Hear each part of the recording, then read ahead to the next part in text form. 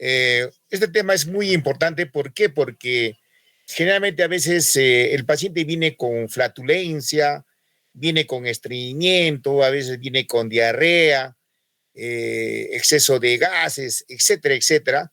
Y para lo cual a veces el paciente se hace la colonoscopia y no se encuentra absolutamente nada.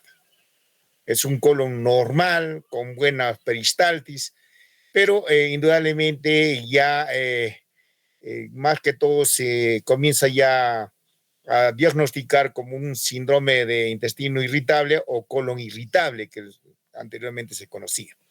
Entonces, la definición de un intestino, de un colon irritable, un intestino irritable, podemos hablar que es un trastorno netamente, es un trastorno crónico netamente que llama funcional, fundamentalmente caracterizado por dolor o malestar abdominal y cambios del ámbito intestinal. A veces el paciente comienza, ¿qué cosa? Realiza la deposición e inmediatamente calma el dolor, ¿no? Entonces a veces es justamente el síntoma que a veces el estreñimiento le produce, pero defeca y ya calmó toda la sintomatología. Entonces, se entiende que el intestino irritable es un trastorno funcional digestivo a aquellos también síndromes caracterizados por dolor, que haya malestar no explicados por alteraciones orgánicas o estructurales que se puedan detectar con los métodos diagnósticos disponibles. En conclusión, marcando todo, el síndrome de intestino irritable es un trastorno netamente funcional, netamente funcional. La definición lo podemos abordar también de la siguiente manera, que es una afectación crónica de dolor o molestia abdominal asociada a alteraciones en el hábito intestinal. Entonces, el hábito intestinal, ¿qué significa? Que hay un hábito normal, puede haber estreñimiento, puede haber diarrea, puede haber, ¿qué cosa? Distensión abdominal, pero todo esto es un hábito intestinal. Entonces, indudablemente, durante al menos 3 días por mes en los últimos 3 meses, pero ya se han ido modificando de acuerdo a los últimos criterios de Roma 1, de Roma 2, de Roma 3 y de Roma 4. ¿Por qué estos criterios de Roma? De Roma? Porque justamente en la ciudad de Roma, en Italia, obviamente los diferentes expertos de conocimientos, por ejemplo, de avances que se ha tenido lo que es el estudio del colon en sí, entonces hacen un acuerdo, obviamente un consenso, por lo cual ya determina cuál va a ser el manejo y cómo se debe definir los diferentes conceptos sobre el colon irritable. Entonces, para ir avanzando, el síndrome de intestino irritable, como ya hemos dicho, es un trastorno funcional gastrointestinal más común, es altamente prevalente en el motivo de consulta frecuente. Se estima que alrededor de un 3% de las consultas de atención primaria y de un 16% a un 25% de las consultas de gastroenterología son debidas a esta afección. Miren ustedes, atención primaria, un 3%, y de especialistas del 16 al 25% de las consultas de gastroenterología. Entonces, por eso es importante, obviamente, esta patología del síndrome de intestino irritable. El síndrome de intestino irritable tiene un curso benigno, no es maligno, sino es benigno, y se caracteriza por la presencia de síntomas gastrointestinales recurrentes, como dolor, distensión abdominal, a veces también acompañado por alteraciones en el hábito deposicional, en ausencia de trastornos metabólicos o estructurales. Entonces, acá para hablar del síndrome de intestino irritable, alumnos, no tiene que haber ningún tipo de patología orgánica o estructural. Tiene que ser netamente funcional. ¿Qué justifican? Obviamente los síntomas, ¿no? A pesar de estos, de ser aparentemente un problema de salud grave, puede inducir a cirugías innecesarias a veces, ¿no? Y el impacto en la calidad de vida de los pacientes afectados es considerable, especialmente en los que padecen síntomas de moderados a graves, como ya saben ustedes. Aunque la base fisiológica de este trastorno no está plenamente establecido, se han propuesto varios factores implicados en lo que es el colon irritable, pero debido a qué cosa, a que puede haber qué cosa, trastornos de alteraciones en la motilidad intestinal, puede haber qué cosa, una hipersensibilidad visceral, puede haber alteraciones psicológicas, miren, ya con componente psicológico, o también puede haber, ¿qué cosa? Mecanismos inflamatorios postinfecciosos. Entonces, miren cuáles son los componentes. Ya hablamos justamente de factores implicados en lo que es el colon irritable, ¿no? Pueden haber, hemos dicho, alteraciones en la motilidad intestinal, hipersensibilidad visceral, alteraciones psicológicas y mecanismos inflamatorios y postinfecciosos. Acá falta complementar a veces también el componente ambiental, ¿no? El componente ambiental. Entonces, por eso también es muy importante tener en consideración estos factores implicados. Hablamos de lo que también, y nos escribimos en una breve, en lo que es una introducción, el síndrome de intestino irritable es un trastorno que se aborda en distintos niveles asistenciales. Se puede abordar en atención primaria, en consultas especializadas y también como urgencias, miren, como urgencias, etcétera, ¿no? Por lo que es necesario una buena coordinación entre estos y ¿para qué cosa? Para establecer un criterio homogénico en cuanto al diagnóstico y al tratamiento de esta enfermedad, ¿no?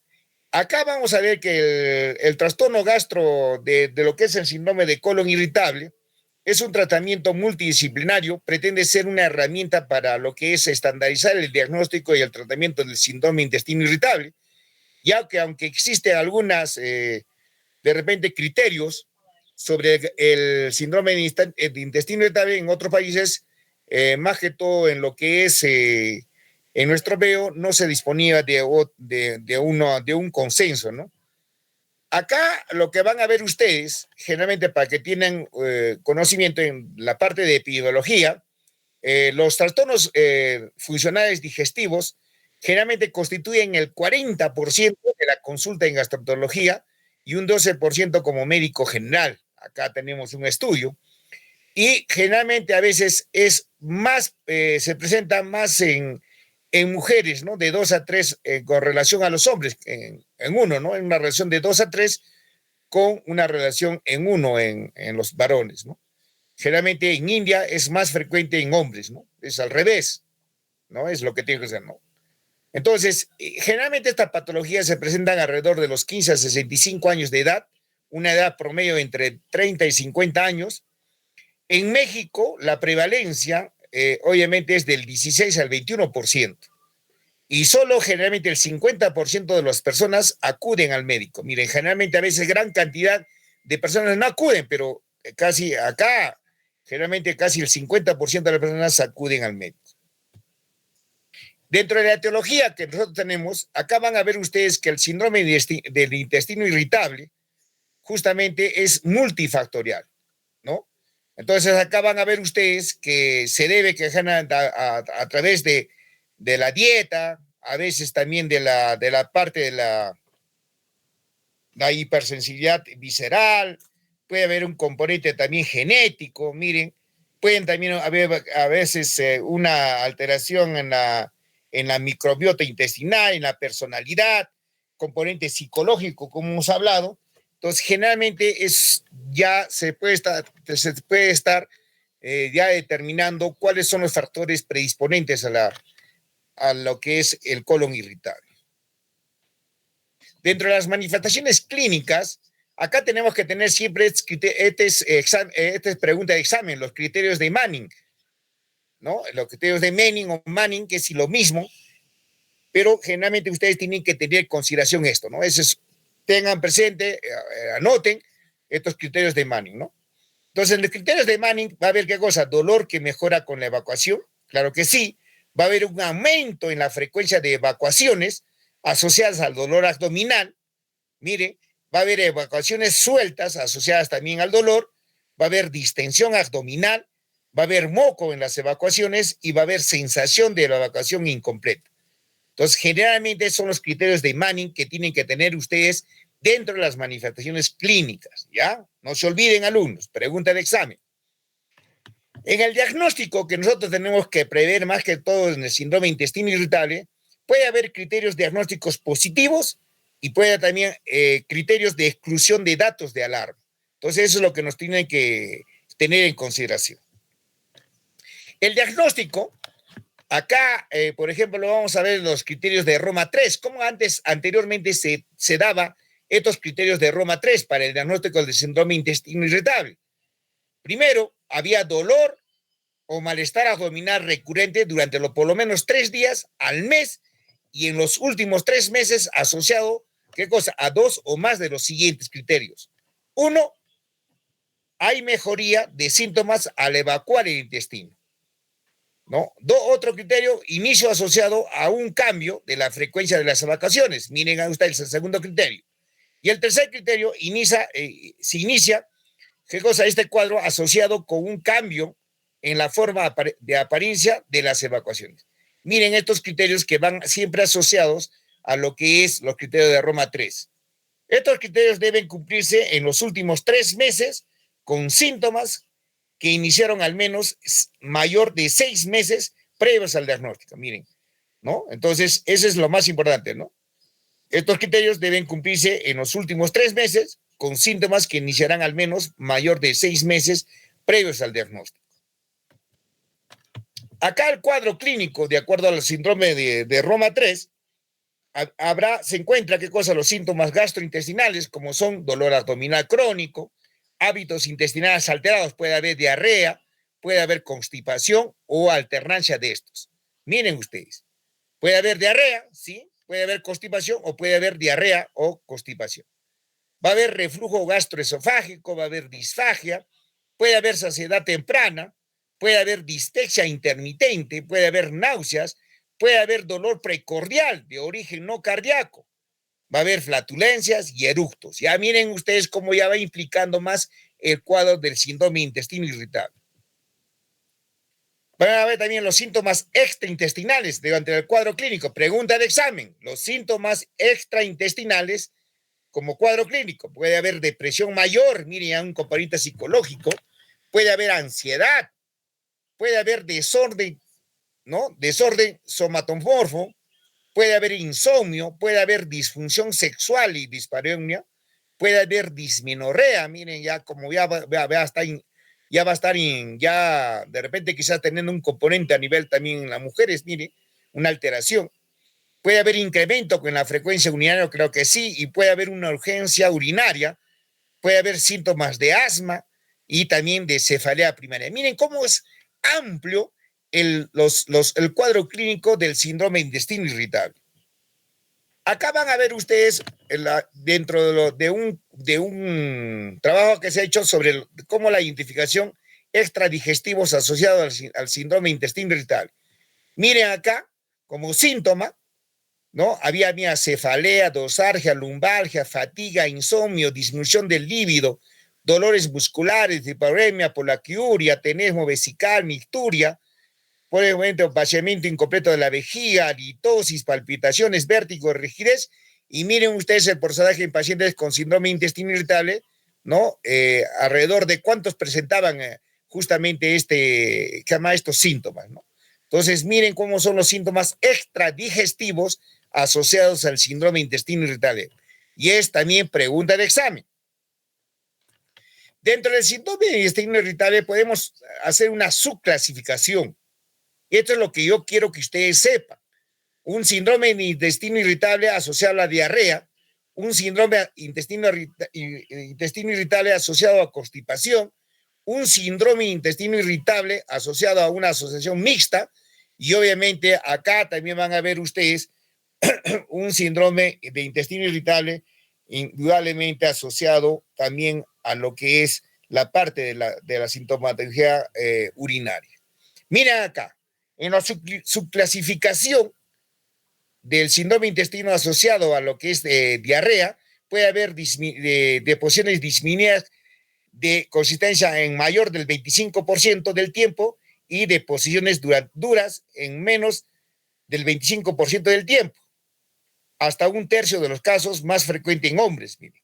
El síndrome intestino irritable asociado a la constipación va a haber deposiciones duras, mayor del 25% de las veces, y deposiciones disminuidas de consistencia puede haber también menores del 25% de las heces, ¿no? Hasta un tercio de los casos también tal igual y más común también en las mujeres. Miren acá, el síndrome intestino irritable con diarrea asociado más a hombres.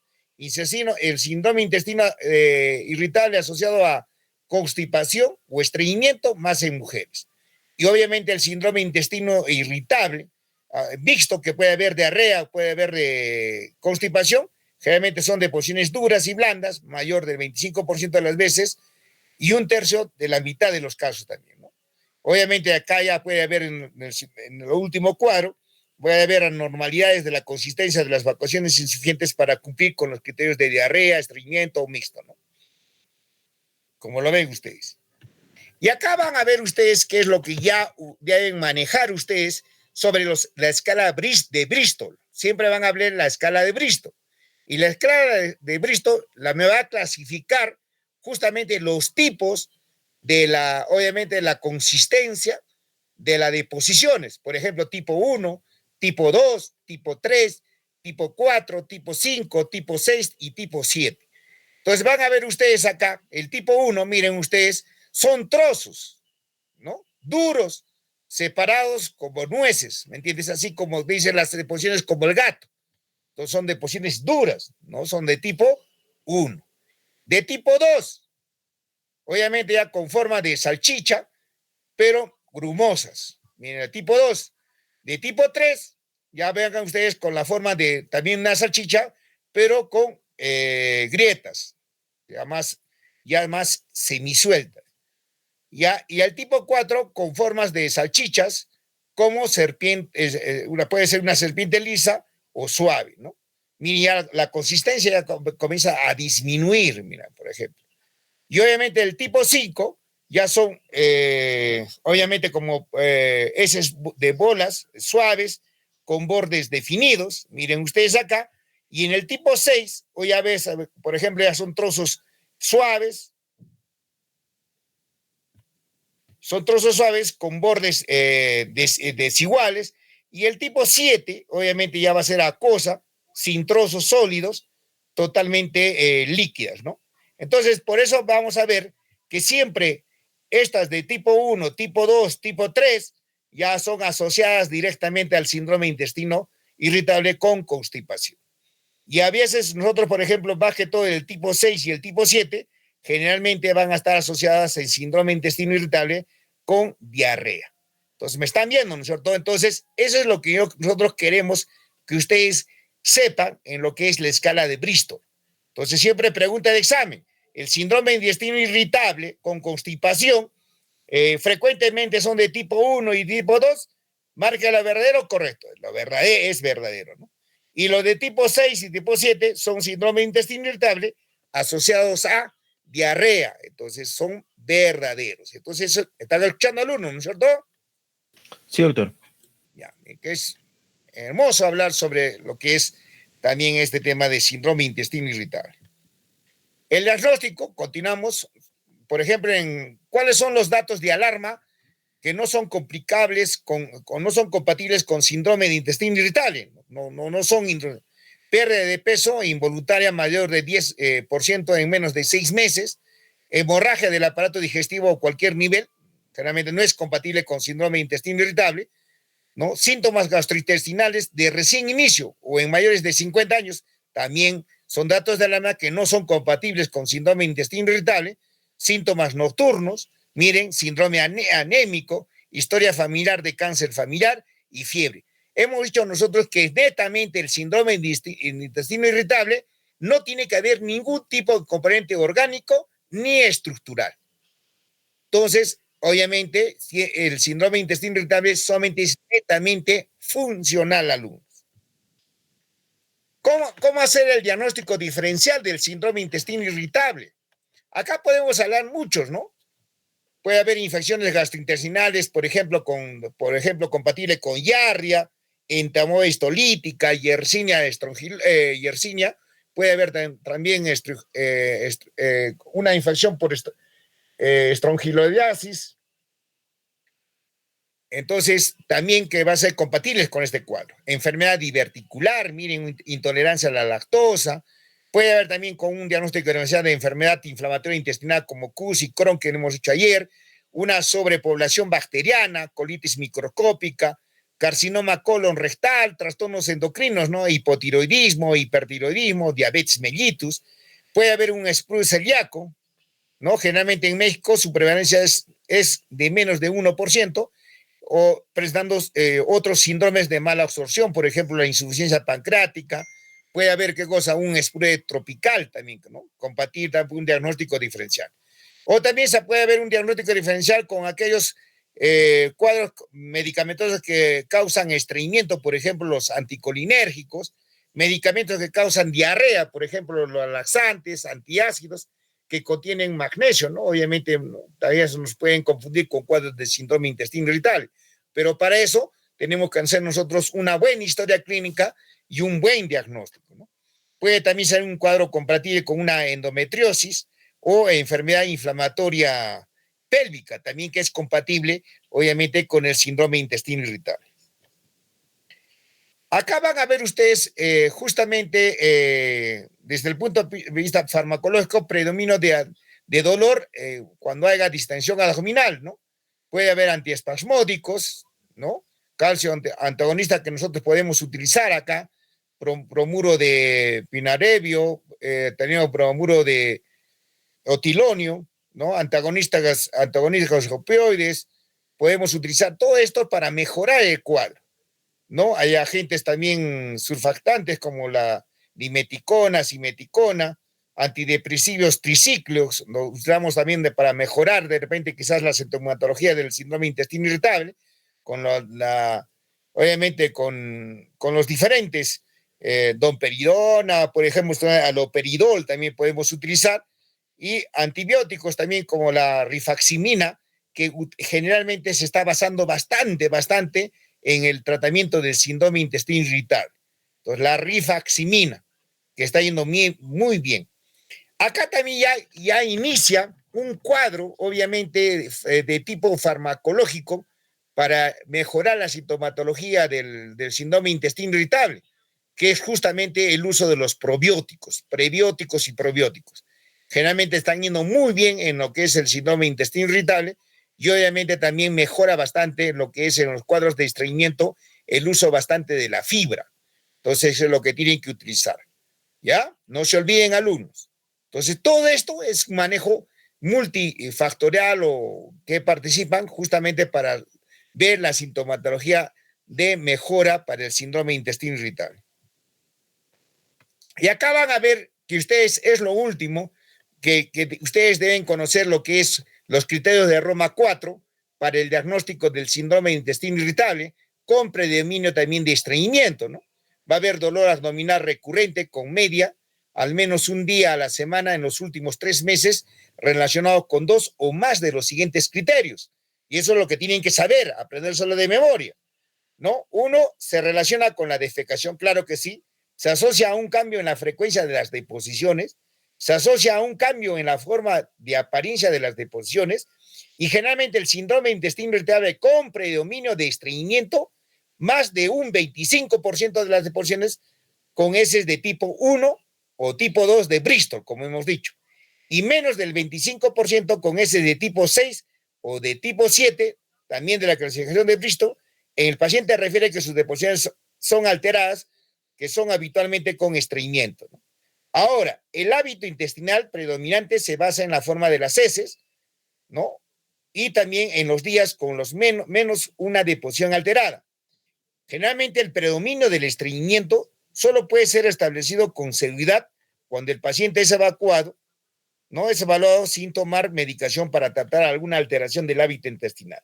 Entonces, eso es lo que tienen que ver ustedes y justamente lo que hemos mencionado, ¿no? El síndrome intestino irritable con predominio de estreñimiento, más de un 25% de las porciones con heces de tipo 1 y 2, y al menos también del 25% con heces de tipo 6 y 7 de Bristol, ¿no? En pacientes con deposiciones alteradas.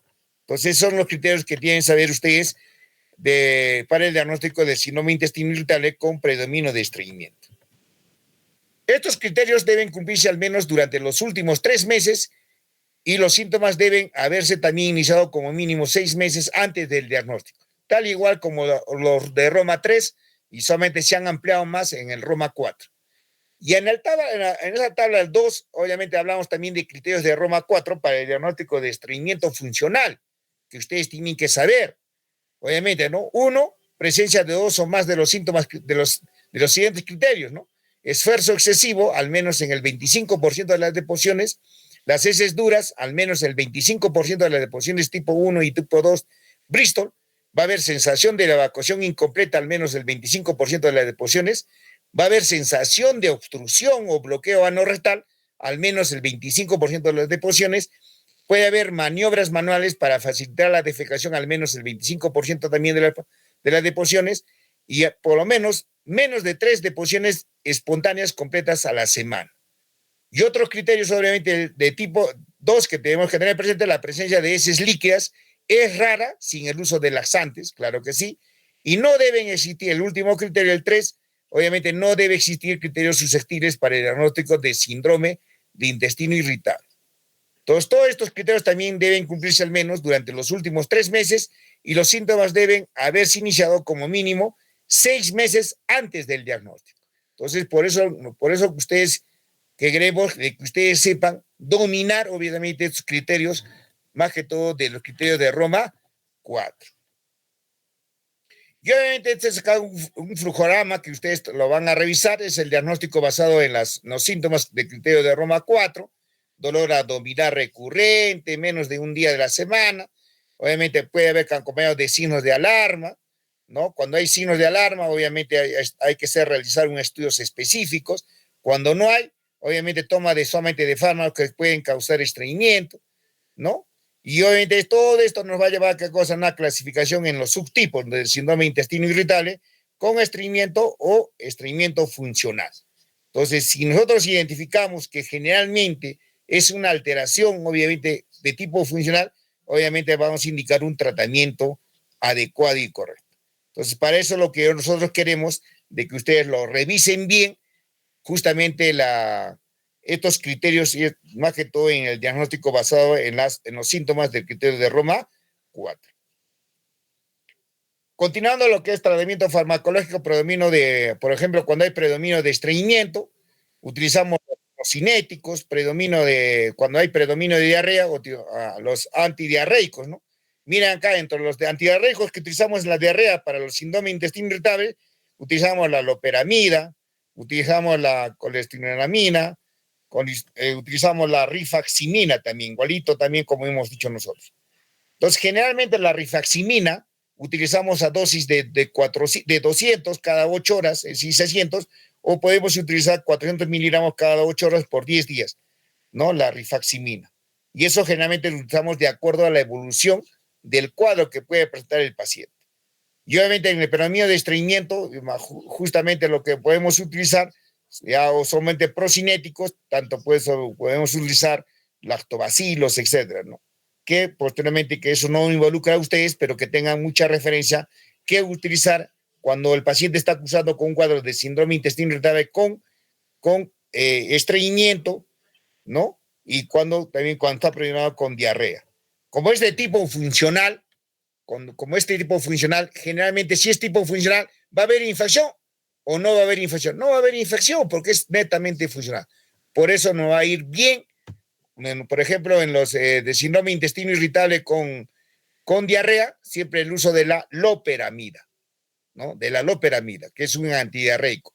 Si nosotros vemos que cuando está cursando cualquier tipo de paciente, ya nosotros vamos como de repente quizás un manejo que nosotros tenemos que tener con un criterio.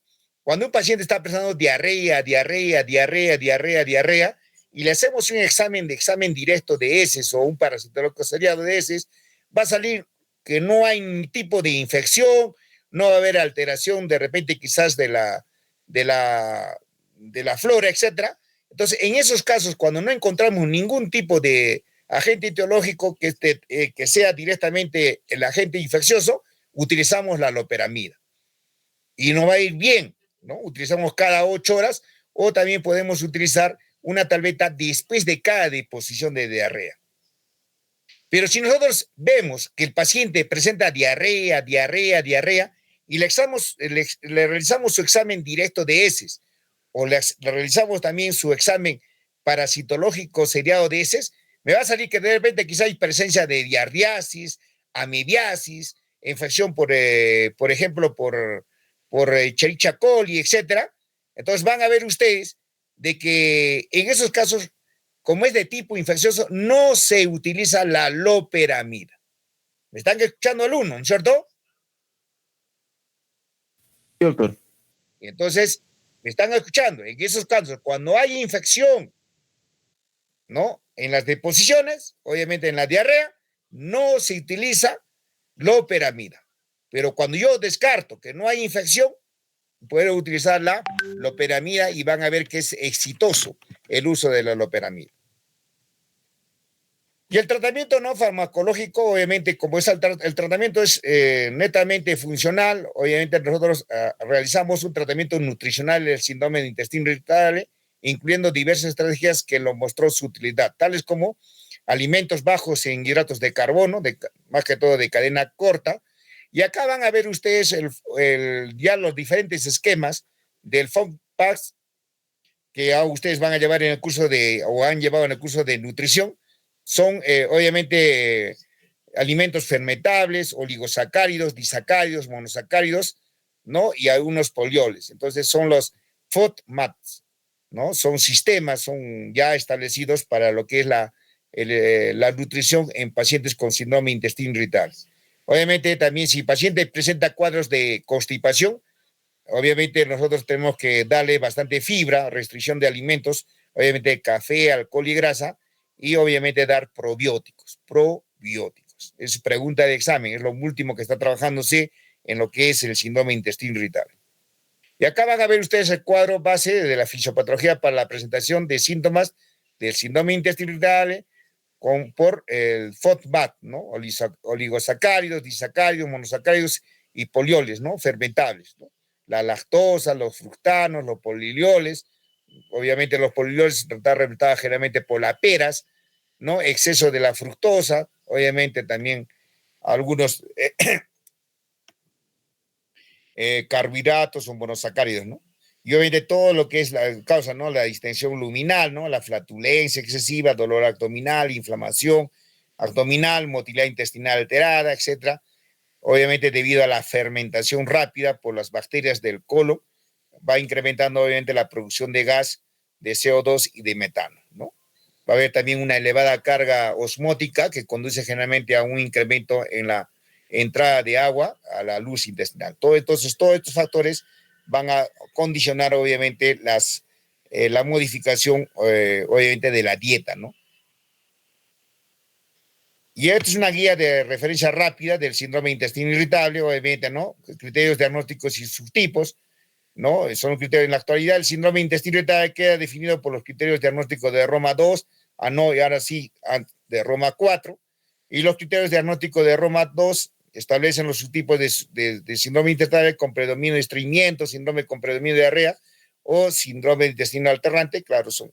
Esto es lo que son guías que solamente específicamente eran de acuerdo a Roma 2, ¿no? Pero ya ha ido variando, ¿no? Entonces ahora lo que se utiliza, ¿qué cosas? Justamente son criterios de Roma 4. Solamente para que lo sepan ustedes, lo tengan mucha referencia, ¿no? Las principales manifestaciones clínicas del síndrome intestinal irritable son el dolor abdominal y las alteraciones deposicionales, diarrea, estreñimiento y alternancia de ambos, ¿no? Y acá mecanismos fisiopatológicos y patogenios. No se conoce exactamente la causa del síndrome intestino irritable, es lo correcto. Y obviamente el proceso diagnóstico, como ven ustedes, todos son recomendaciones tipo B, ¿no? En el tratamiento, medidas generales, obviamente, miren ustedes, una relación médico-paciente satisfactoria mejora la respuesta del tratamiento de los pacientes con síndrome intestino irritable, claro que sí. La fibra y los laxantes, miren cómo acá ven ustedes la fibra soluble, ¿no? Obviamente es apropiado para el tratamiento sintomático del estreñimiento, siempre asociado al síndrome intestino irritable, aunque no para la mejoría global del mismo, ¿no? Ahora también antidiarreicos, ¿no? Como hemos dicho, la loperamida es efectiva en el tratamiento sintomático de la diarrea asociada al síndrome intestino irritable. Claro que sí, porque hemos dicho que es netamente funcional, aunque no para la mejoría global del mismo. Ya saben ustedes. Espasmolíticos, obviamente, cuando ya hay dolor, hay bastante flatulencia, obviamente los espasmolíticos mejoran el dolor abdominal del síntoma intestino irritable. Entonces, ¿qué utilizamos acá como espasmolítico? Utilizamos la iosina, utilizamos el Pridan compuesto, y utilizamos el bromuro de otilonio, etcétera, como hemos mejorado. Y mejora bien lo que es. Por eso dicen los espasmolíticos anticolinérgicos deberían evitarse en los pacientes que presentan estreñimientos. Claro que sí, ¿no? Antidepresivos, obviamente el uso de los antidepresivos tricíclicos a dosis residuales mejora el dolor abdominal del síndrome intestino irritable. Claro que sí. Podemos utilizar acá antidepresivos, obviamente como el haloperidol, la clorpromacina, etcétera, que van a ayudar bastante en lo que es justamente mejorar el cuadro del antidepresivo, del cuadro de dolor abdominal. En los procinéticos, obviamente los procinéticos generalmente anteriormente no se recomendaban el tratamiento del síndrome intestino irritable, pero ahora sí se utiliza. El tratamiento psicológico, obviamente la terapia cognitiva conductual y los diferentes programas educativos multidisciplinarios podrían ser eficaces en el síndrome de intestino irritable. Claro que sí, una recomendación B. Hierbas medicinales, como ven ustedes, acá el aceite de menta puede mejorar globalmente los síntomas de síndrome de intestino irritable, aunque no se recomienda por sus efectos adversos. Acá la recomendación es tipo C, las hierbas medicinales chinas podrían ser eficaces para el tratamiento del síndrome de intestino irritable, pero la evidencia disponible es limitada, no se tienen unos buenos estudios. Las hierbas, obviamente, ayurvédicas no se recomiendan al tratamiento del síndrome de intestino irritable, que obviamente una recomendación tipo B. Otros tratamientos alternativos, obviamente miren ustedes, los probióticos podrían mejorar la sintomatología global del síndrome de intestino irritable, hemos dicho sí.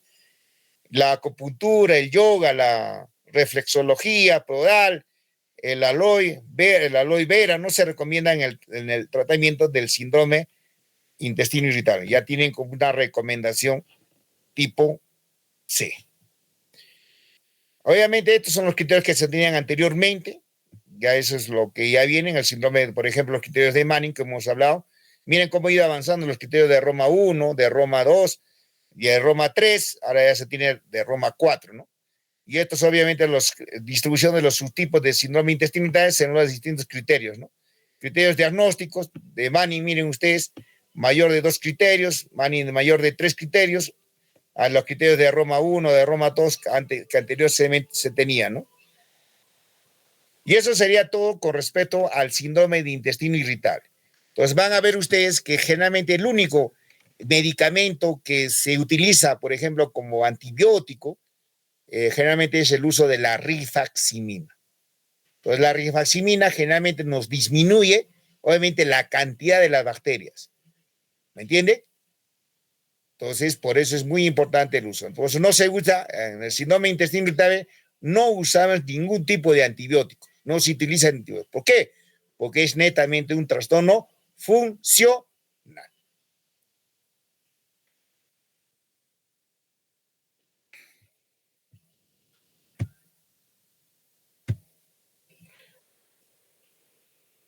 Ven, ¿no? Sí, doctor, sí se aprecia. Ya, el día de hoy también vas a tratar un tema muy corto, que es el cáncer de colon, ¿no? Entonces, para lo cual también ustedes tienen que tener para su revisión. Acá vamos a ver generalmente la anatomía, obviamente, y la dimensión que se tiene, qué cosa, la longitud del colon, ¿no? La longitud del colon obviamente está entre 1.4 a 1.8 metros, es la longitud de lo que del colon. El calibre generalmente a nivel de ciego, generalmente mide 28 centímetros, miren el calibre, 28 centímetros, el colon ascendente, generalmente 20 centímetros, el calibre, el colon transverso 15 a 18 centímetros, el colon descendente y sigmoides 14 centímetros, y el resto, obviamente, de 16 a 18 centímetros. Entonces, es lo que tienen que saber ustedes, justamente por qué generalmente a veces cuando nosotros hacemos la colonoscopía, ¿no? Y de acuerdo también a la colonoscopía, tenemos que ver justamente cuando nosotros hacemos la colonoscopía, tenemos que tener criterios también, los criterios de Boston. ¿Y para qué se utilizan los criterios de Boston? Los criterios de Boston se utilizan justamente para ver la preparación, ¿qué cosa? ¿De qué? Del colon, la preparación del colon. Si no tenemos un Boston, de Boston 3 significa qué cosa, que tanto el colon ascendente, colon transverso y colon descendente, si es buena preparación, damos un puntaje de 1, 1, 1. Entonces, máximo, Boston 3 podemos decir, ¿no? O Boston 0 también. Entonces, eso no va de qué cosa para determinar cómo ha estado preparado el colon. Entonces, pero lo más importante de ustedes es que sepan justamente el calibre. ¿Para qué? Para que ustedes, cuando nosotros de repente alguno de ustedes va a ser especialista, para ver qué cosa, cuánto es el colon. Obviamente yo determino, digo, ¿no? Se ve qué cosa, una masa exofítica, es decir, una masa que sale a la luz del intestino y que ocupa a nivel del colon, ¿no? Del colon ascendente, es decir, a nivel del colon ascendente, más del 50% de la luz. Allá. Entonces, ¿cómo yo puedo decir? ¿Para qué estoy informando eso? Para ver qué cosa, que el colon ascendente, generalmente el calibre mide 20 milímetros, 20 centímetros que diga. Entonces, ¿cuánto es la mitad? El 50%, 10. Entonces, solamente deja pasar el calibre en el 10 nomás. Si hablamos del 20, del 90%, miren, del 90%, generalmente 9 sería casi 18 centímetros. Entonces, solamente 2 centímetros permite el pasaje de las deposiciones. A veces sumamos el 95%, a veces el 97%, entonces eso tenemos que describir. ¿Para qué? Para que cuando el cirujano oncólogo quiera operarlo, ya sabe su referencia.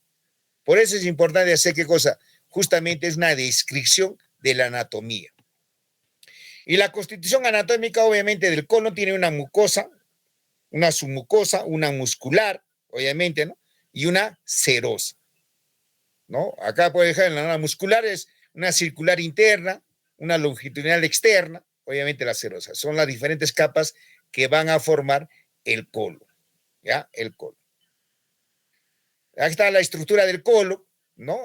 Con sus tenias, su tenia epiploica, el mesocolon transverso, obviamente las austras, la papila del esfínter iliocecal, los pliegues semilunares, la unión recto-sigmoidea, el megacolon sigmoides, obviamente para ver cuáles son las partes más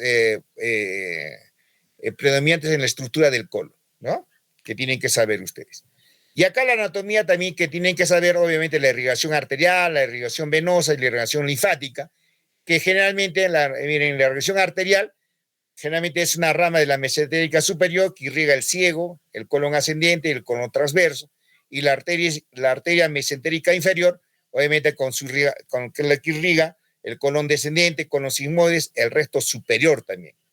La irrigación venosa, obviamente, todo debido a qué cosa, la vena mesentérica superior y la vena mesentérica inferior. Todo es lo que van a ver su irrigación.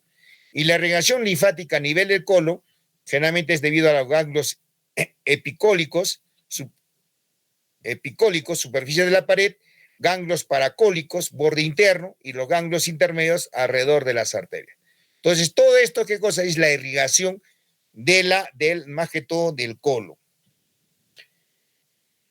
¿No? Y acá se ve también la inervación. Generalmente la inervación está justamente involucrada por fibras simpáticas, fibras parasimpáticas, fibras simpáticas del plexo mesentérico inferior, que también van a ver qué cosa que está inerva el colon izquierdo, y los nervios del sacro, que también son fibras parasimpáticas que van a inervar el colon izquierdo, ¿no?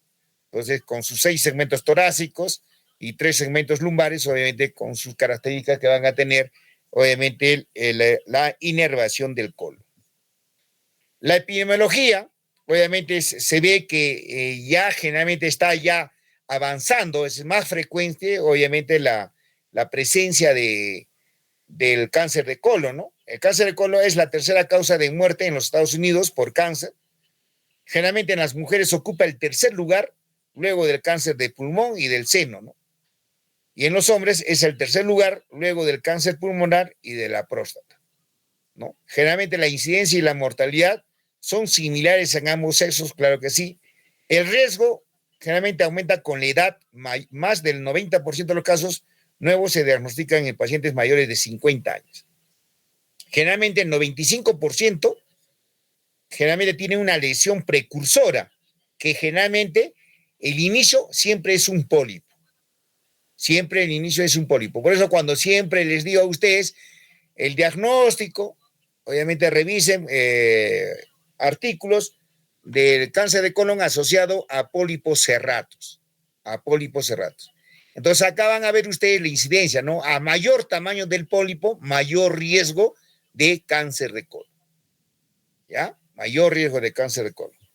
Especialmente los adenomatosos, por lo tanto, más del 95% de los cánceres colon rectal son adenocarcinomas. Claro que sí, 95%. El 5% restante puede ser de tipo carcinoides, puede haber linfomas, sarcomas o también de tipo escamoso. Entonces, miren ustedes, más es el tipo de tipo adenocarcinoma. Dentro de la epidemiología también vamos a ver la incidencia aumenta progresivamente después de los 50 años. El cáncer de recto predomina en los varones y en el colon, más que todo en el colon derecho, en las mujeres.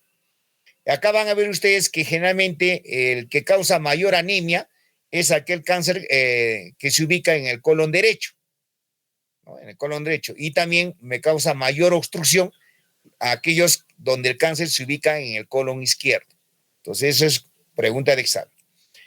Entonces, acá van a ver ustedes generalmente la mayor supervivencia en las últimas 2 décadas, ¿no? Cuando realizamos una colonoscopía con polipectomía, cambios de hábitos dietéticos, estilo de vida y uso de quimioterapias. Ha mejorado la supervivencia. Mayoría de los casos son adenocarcinomas, localizado más frecuente en colon izquierdo distal, claro que sí, ubicación en el colon más que todo derecho, va en aumento. En el Perú es la 6ª causa de muerte por cáncer en ambos sexos, según los datos del MINSA, miren, en el 2004, pero ha ido ya aumentando los casos de cáncer de colon. Ahorita realmente es la 3ª causa de muerte acá en el Perú. Acá van a ver ustedes el cáncer en fase temprana y localizada tiene una supervivencia generalmente de 5 años en el 91%, miren. Y el cáncer diseminado a ganglios linfáticos adyacentes u órganos, la tasa de supervivencia relativa a 5 años, generalmente es 70%. Y el cáncer cuando está propagado a partes distantes del cuerpo, la tasa de supervivencia es relativa a 5 años, miren cómo reduce solamente al 11%. Entonces es generalmente a veces ya un cáncer avanzado, obviamente ya la supervivencia comienza a disminuir. Acá van a ver ustedes la localización del cáncer de colon. Miren acá, y esta es pregunta de examen, la gran parte de los tumores de cáncer de colon se ubica a nivel del recto. ¿Cuánto? El 23%. Por eso siempre se dice, muchachos o alumnos, que siempre nosotros tenemos que realizar un tacto rectal. Paciente que viene con hemorragia digestiva baja, siempre realizar su tacto rectal. ¿Por qué? Porque nosotros no podemos dar la sorpresa de que cuando hacemos el tacto rectal, ubicamos ¿qué cosa? Un tumor. Y mira que está al alcance solamente del dedo. Entonces, más vale meter el dedo que meter la pata. ¿Me están escuchando, alumnos? Sí, doctor. ¿Ya? Entonces, por eso es importante hacer justamente el examen del tacto rectal. Entonces, con esto, mira, 23%. El 10% en la unión recto-sigmoidea, el 25% generalmente a nivel del sigma, el 6% en el colon descendente, 13% colon transverso, el 8% en colon ascendente y el 15% en ciego. Esa es la frecuencia de la localización del cáncer. ¿Cuáles son los factores genéticos que están involucrados, obviamente, en el cáncer de colon? ¿No? En pacientes con cáncer de colon rectal se ha identificado activación por mutación puntual. ¿De qué? De oncogenes como el oncogenes KRAS, genes supresores de tumores, el APC, del DDC, el P53, el MCC, ¿no? Son genes supresores.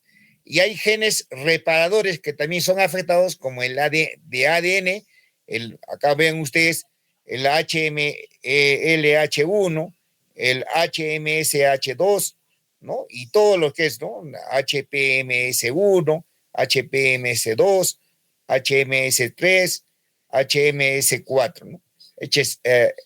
El HMSH6, ¿no? que son genes reparados. Y todos estos están involucrados o están alterados como factores genéticos que van a predisponer justamente la aparición del cáncer de colon rectal. Es un componente genético más que todo. También existen genes implicados en la poliposis colónica familiar, claro que sí. Entonces siempre, por ejemplo, hacemos el diagnóstico, si vemos que todo el colon está, obviamente, está con presencia o está totalmente distribuido con pólipos, ya es plenamente convencido de que nosotros es una poliposis familiar y obviamente a la larga no va a presentar un cuadro de un cáncer de colon. Factores ambientales, miren ustedes acá, ¿no? Son dietéticos, mayor consumo de carnes rojas y grasas insaturadas y menos consumo de fibra. Entonces, ya saben ustedes un factor dietético, ¿no? El alcoholismo, el tabaquismo, la enfermedad inflamatoria intestinal, como hemos hablado en la enfermedad de Cusi, ¿no? Que realmente nos dan más directamente el cáncer de colon rectal. Los químicos aditivos pueden ser también los conservantes y pesticidas presentes en el agua y en los alimentos con potencialmente que tengan obviamente componentes carcinógenos, ¿no? Que tenemos que saber ustedes. Acá están los factores predisponentes: la edad mayor de 40 años, adenomas colorectales, la enfermedad inflamatoria crónica del intestino, síndrome de poliposis familiar, síndrome de familiar de floría de cáncer, obviamente, historia de cáncer de colon rectal o adenoma previo resecado, y puede ver qué cosas en pacientes con inmunodeficiencias, que van a ser factores predisponentes para el cáncer de colon. ¿Cuáles son los factores protectores? Obviamente mantener una vida activa, hacer ejercicios, ingesta obviamente de suplementos de calcio que mejoran obviamente la aparición de cáncer de colon, dieta rica en vegetales, frutas, fibras, ingesta siempre también de ácido fólico que van a ayudar, obviamente van a proteger obviamente la aparición del cáncer de colon. Las vías de diseminación, obviamente linfática, hematógena, por continuidad de órganos vecinos. Puede haber también una siembra peritoneal como la citis, como hemos dicho nosotros. Puede haber metástasis y obviamente la metástasis es primero hígado, luego pulmón, luego hueso y cerebro. Esa es la frecuencia con que va apareciendo la metástasis. ¿Ya? Es pregunta de examen. Hígado, pulmón, hueso y cerebro. ¿Ya? Las manifestaciones clínicas obviamente se caracterizan por una fase de crecimiento asintomático, generalmente al inicio son asintomáticos, y vienen las manifestaciones locales en colon derecho, va a haber hemorragia oculta, hemos dicho que produce anemia, ¿no? Anemia y tumor abdominal. En el colon izquierdo, alteración de ritmo evacuatorio, hemos dicho hemorragia y obstrucción. Entonces, por eso se presenta, entonces ya ustedes saben, ¿no? Un tumor a nivel del colon izquierdo, ¿no? Alteración de ritmo evacuatorio, también puede presentar hemorragia, pero más que todo obstrucción. Si es a nivel del recto, puede producir proctorragia, es decir, sangrado rectal, tenesmo, tumor palpable, diarrea mucosanguinolenta, ¿no? Y en aspectos generales, manifestaciones clínicas generales, va a haber astenia, baja de peso, anorexia, anemia, pérdida y fiebre, ¿no? Acá son las manifestaciones clínicas que tenemos que saber nosotros ya cuando el cáncer ya está establecido, está avanzado. Mire, siempre el dolor anemia es en 44%, cambio del hábito intestinal en el 43%, astenia, dinamia 20%, anemia hipocrómica, obviamente pérdida de lo que es una anemia ferropénica 11% y baja de peso del 6%. Y esa es pregunta de examen. El diagnóstico, obviamente, siempre es a través de la anamnesis, exploración física, palpación abdominal, en busca de masas, siempre realizar un tacto rectal. Puede haber pruebas complementarias como por ejemplo, el SEA, ¿no? SEA, que nos indica qué cosa, que es obviamente es un examen generalmente que tienen alta sensibilidad y especificidad para determinar como un marcador tumoral para el cáncer de colon. En la bioquimia, al realizar una bioquimia completa y una función hepática, obviamente T-venón en heces, que es característico y es en todo paciente que me resulta positivo el T-venón, siempre realizar su colonoscopía, siempre realizar la colonoscopía. Acá viene T-venón en heces o heces se ocultan en heces, que es lo mismo, ¿no? Marcadores tumorales, hemos hecho el CEA, el antígeno carcinoma embrionario, se encuentra elevada, de repente quizás en la fase preoperatoria, alto riesgo, recidiva y mal pronóstico, ¿no? Elevación postoperatorio sugiere una lesión residual, y si nosotros encontramos una elevación durante el seguimiento postquirúrgico, necesidad de pruebas completas para descartar recidivas. Hemos dicho que los marcadores tumorales no me identifican cáncer, pero sí puedo hacer, ¿qué cosa? Una titulación para mejor manejo o seguimiento del paciente posoperado, ¿no? Entonces, ha agarrado y le he operado del tumor. Entonces, he hecho obviamente una cirugía, siempre guardando los márgenes de seguridad, ¿no? Generalmente de 5 o 6 centímetros a ambos lados. Y obviamente yo veo que ha sido una cirugía de repente quizás exitosa, y siempre, ¿qué cosa? Controlo al primer año, segundo año, tercer año, hasta el cuarto año, justamente este marcador tumoral, el CEA. Si yo encuentro qué cosa que está en cero, no hay variación, no hay, hasta el cuarto, quinto año, ya el paciente está totalmente curado. Ya se curó el cáncer. Pero si yo agarro que el CEA está comenzando a aumentar la titulación a partir del tercer y cuarto año, obviamente ya esas son recidivas de cáncer. Por eso me es importante hacer un seguimiento justamente de este tipo de marcador tumoral, el CEA, el antígeno carcinoma embrionario. Pruebas complementadas, hacemos la colonoscopía, método diagnóstico de elección, generalmente la sensibilidad especial es 94%, y generalmente tiene la ventaja de permitir la toma de biopsia, claro que sí, y la resección de pólipo. Por eso es muy importante la colonoscopía y también la buena preparación para este estudio. Podemos también ayudarnos bastante con el enema con bario, una imagen típica en corazón de manzana, o la mordedura de manzana, ¿no? No es buena en detección de lesiones pequeñas, que se usa cuando no es posible realizar una colonoscopía. Pero con la colonoscopía virtual nos ayuda bastante también, y mejor diagnóstico tenemos. Pero la desventaja es que no podemos tomar la biopsia, ¿no? Y acá es obviamente la colonoscopía, que ustedes ya la han visto, y obviamente hacemos este estudio justamente para determinar el pólipo. Miren, acá es un pólipo pediculado a nivel de colon, y nosotros acá, ya una vez identificado, sacamos qué cosa, la biopsia, determinamos que este tipo de pólipo es un adenomatoso o de tipo cerrato, pero acá generalmente tiene características a nivel de la cabeza, como es pediculado, de aspecto cerebroide. Entonces mandamos a la biopsia y nos sale qué cosa, que es un pólipo hiperplásico nada más. Entonces inmediatamente le hacemos qué cosa, la extirpación del pólipo, la polipectomía. Entonces hacemos con la ayuda obviamente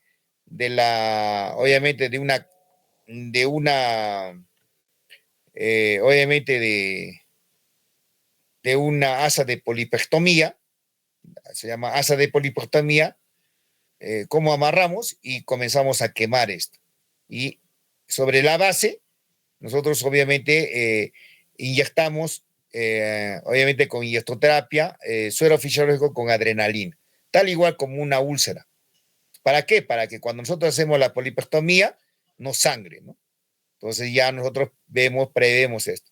Ahora, si comienza a sangrar, hacemos la inyectoterapia, sigue sangrando, lo mejor que podemos hacer es ponerle un clip metálico. Le ponemos el clip y se acabó, obviamente, el sangrado, ¿no? Miren, acá también tienen un tumor miren acá, el enema de bario, cáncer de colon, típica imagen de corazón de manzana. Miren ustedes una mordedura, ¿no? Es típico, es esto. Si encuentran una imagen esto, ya es cáncer de colon. Ya nos ubican, obviamente, si es cáncer a nivel del colon ascendente, colon transverso o colon descendente. Y este es un tumor de colon identificado por la colonoscopía, miren ustedes, ¿no? Y vean ustedes cuál es el compromiso de la luz, ¿no? Por eso es importante en la anatomía cuánto mide el calibre, ¿no?, del colon. Acá vean ustedes las características del adenoma, y también la incidencia que posiblemente puedan pasar a un carcinoma. Miren ustedes, tamaño de menos de 1 centímetro, puede ser 1.3%. De 1 a 2 centímetros, 9.5%. Mayor de 2 centímetros, miren ustedes, 46%. Entonces, a mayor tamaño, mayor riesgo de cáncer. La histología, obviamente, nosotros hacemos el pólipo, le sacamos la biopsia y determina si es tubular, si es túbulo velloso o es velloso. Generalmente el tubular es menos propenso a carcinoma. Miren, 4.8%. El túbulo velloso, miren, comienza 22.5%. El velloso, el tipo velloso, el pólipo tipo velloso, es el que tiene mayor frecuencia para producir cáncer. Mire, el 40.7%. En estos pacientes, si yo encuentro, por ejemplo, un pólipo velloso, sí o sí tengo que hacer la polipectomía. Sí o sí. En el tubo velloso, también de igual manera. Hacer inmediatamente la polipectomía. Ahora, el grado de displasia, miren ustedes, si estos pólipos son de grado de displasia, presentan una displasia leve, puede proceder una displasia moderada o grave, miren ustedes, la incidencia de aparición de carcinoma, 5.7 en leve, moderada, 18%, y grave, 34%. Entonces, inmediatamente, realizar la polipectomía. Pruebas complementarias puede ser la tomografía abdominopélvica, evacuar presencia de metástasis a distancia, si hay infiltración de órganos vecinos, afectación ganglionar. Podemos realizar una radiografía de tórax que me permite identificar si hay metástasis a nivel de pulmón con mayor sensibilidad que la tomografía. La resonancia magnética abdominal, identificación de la metástasis, mayor sensibilidad que la tomografía. Puede ser también la ecoendoscopía, ¿no? Permite identificar mejor el grado de infiltración tumoral, o puede ser también una tomografía de emisión de porcentones SCAN, por ejemplo, que también va a ayudar para identificar obviamente la tumoración y la metástasis. Diagnóstico diferencial, si hemos dicho en tumor, enfermedad inflamatoria intestinal, enfermedad diverticular, carcinoma metastásico, prostático, sarcoma, pólipos adenomatosos, hemorroides, síndrome de colon irritable, procesos infecciosos, tuberculosis, amibiasis, masas intestinales, puede ser quistes o abscesos, estenosis, adherencias y malformaciones arteriovenosas. En la estadía y pronóstico, obviamente, actualmente el 35 al 40% se encuentran bien localizadas. Un porcentaje igual muestra compromiso regional. En el resto, generalmente en el 20 al 25% tienen metástasis a distancias. Y acá, obviamente, lo que tienen que tener es la clasificación de Dukes, de Astler. En la clasificación de Dukes, obviamente, estadio tipo A, B, C, D. Van a ver ustedes en el estadio de penetrancia tumoral y de afectación de ganglios linfáticos. Es pregunta de examen de Dukes. Siempre cáncer limitado a la pared intestinal, tipo A, tipo B, extensión a tejidos extrarrectales. Y de tipo C, metástasis a ganglios linfáticos locales. Y tipo D, metástasis a distancias, ¿no? Entonces, lo que tienen que ver ustedes, ¿ya? Que es más conocido. Acá está la clasificación de Dukes, obviamente, como ven usted, tipo A, tipo B, tipo B, B1, B2, con C1 o C2 también, como ven, y la de tipo T. ¿Ya? Miren ustedes acá. En la tipo A solamente compromete que hasta la submucosa. En el tipo B compromete ya la muscular, ¿ya? Y en el tipo, por ejemplo, de tipo C ya hay salida de compromiso de la serosa, de los ganglios tiroides. Muy bonito esta clasificación de Dukes, que es más práctico.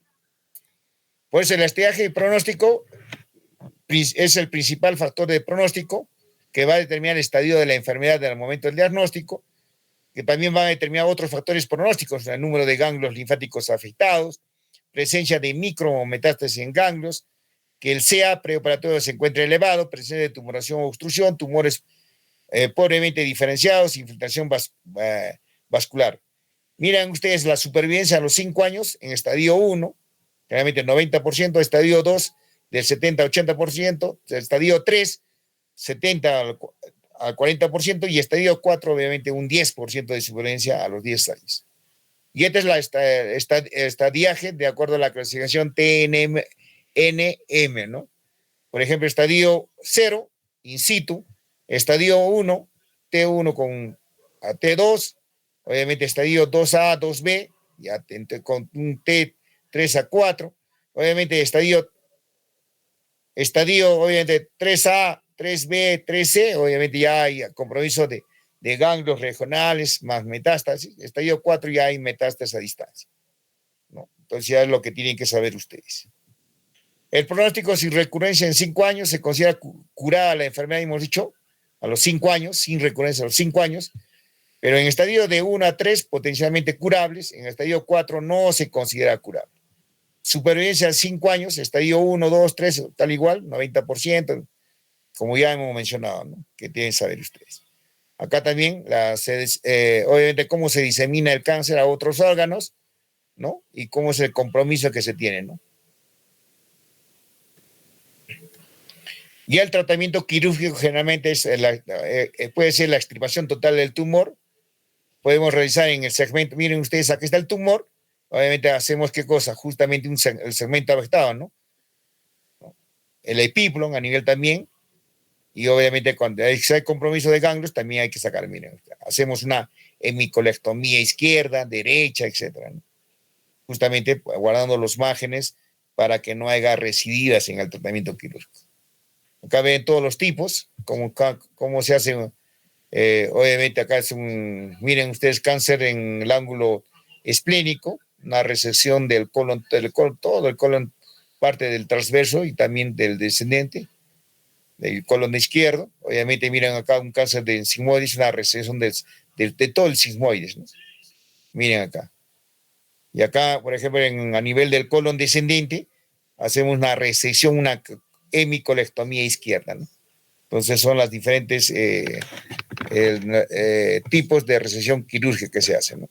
Y el tratamiento médico, obviamente hacemos el uso de la radioterapia, que es importante en el postoperatorio, ¿no? Preoperatorio reduce la recurrencia del postoperatorio combinado con quimioterapia, reduce obviamente las recurrencias locales y metástasis, y obviamente también reduce el tamaño del tumor. Por eso es importante el uso de la radioterapia. La quimioterapia, siempre acá utilizamos el 5-fluorouracilo más el abamisol por 1 año, pacientes con extirpación del cáncer y de diseminación a ganglios linfáticos, y también otro método, otro esquema, utilizamos el 5-fluorouracilo más el leucovorin en pacientes con metástasis, ¿no? Que también nos va a ayudar bastante lo que es la quimioterapia. Las complicaciones puede haber debido a las infecciones de herida quirúrgica o intraabdominales, puede haber disencias de pared, disencias de anastomosis o puede haber evisceración. Entonces son las complicaciones del tratamiento quirúrgico del cáncer de colon. Y eso sería todo con respecto a lo que es síndrome de intestino irritable y lo que es cáncer de colon.